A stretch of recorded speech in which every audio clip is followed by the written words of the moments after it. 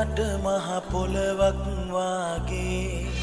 ආදරයක් තිබුණා දරදඬු නුඹේ පපුවේ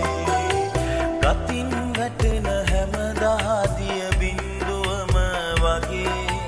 මා වෙනුවෙන් නුඹ දිය කර දැමුවා තාත්තේ අපු පච්චී නුඹයි දෙවියන් මගේ ලොවේ අපු පච්චී නුඹයි දෙවියන් මගේ